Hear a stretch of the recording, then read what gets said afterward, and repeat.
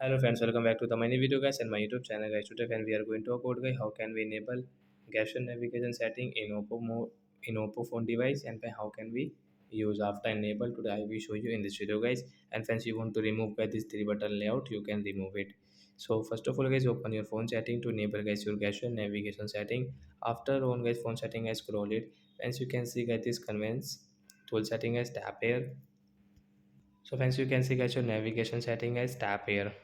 So friends, you can just swipe gesture from both sides. So guys, we will have to tap here this option, and friends, you can see guys how to back, and guys how can we back to home screen setting guys. You can view recent tasks, and as you can see switch between recently open app guys, you can use from here like that.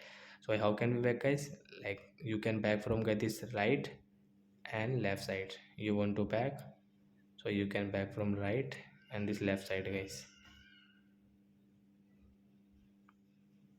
You want to close app, you can close app from here.